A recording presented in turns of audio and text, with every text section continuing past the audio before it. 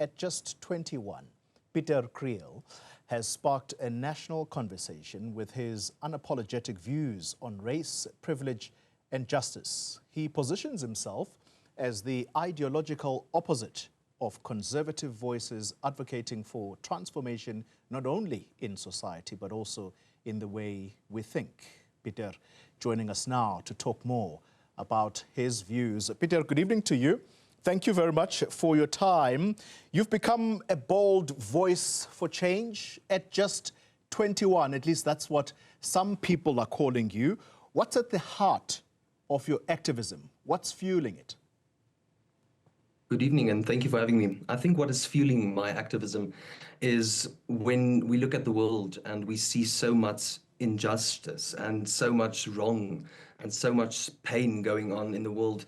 Pain is insufferable, right? And everyone suffers, and that is why it's inevitable to deny the fact that just one race or one specific group suffers or is being persecuted or struggles, right?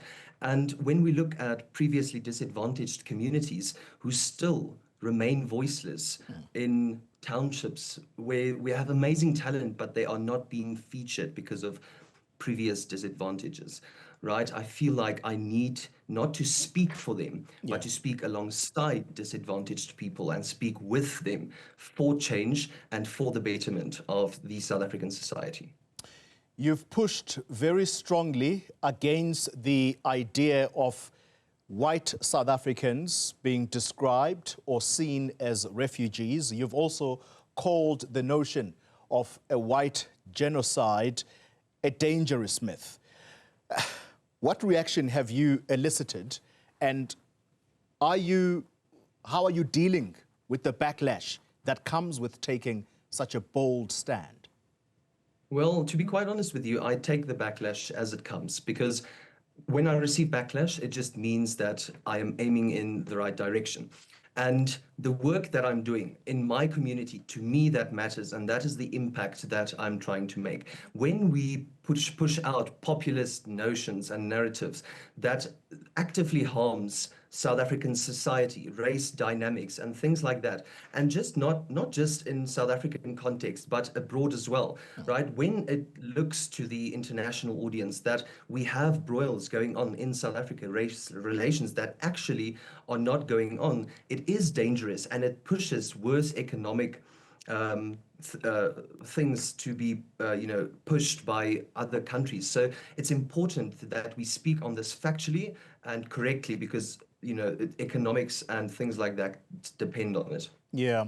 I've got to ask you directly what your particular issue is with the Africanas, 49 Africanas who left for America, because it would seem that your rise to fame, particularly on social media, it came on the back of your comments that were being watched by people as you commented on the Africanas leaving for America.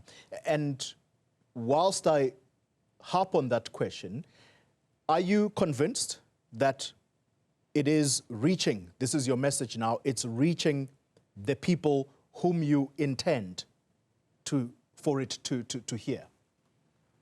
Yes, absolutely. I think that when we look at what happened, when I commentated on the 49, I'll call them refugees, who went to the United States, it set a very bad principle for what is happening and what is going on in South Africa. Yes, we absolutely have problems. We have a national crime crisis that affects all communities, especially disadvantaged communities, especially women and children on their way home from school. So when, the right and populist notions are being spread, I take offense to that, because I am proud to be a South African and I am proud of my country. And this does damage our reputation. We cannot just get along at rugby events and soccer stadiums, and when things look good at sport matches. We have to be together and stand together in unity in times like this, when people are literally trying to destroy our country with populist narratives. You've also had the opportunity to speak to an international audience, and tell us who has been interviewing you and what is at the core of your message to the outside world, and in particular about what they need to understand about South Africa. Well, I think everyone who pays attention to my videos and to the commentary that I do, whether they take offense to it or whether they choose to perhaps learn something from that, that would totally be up to them. I put out the content and the work that I do because I do believe that it's the right thing to do.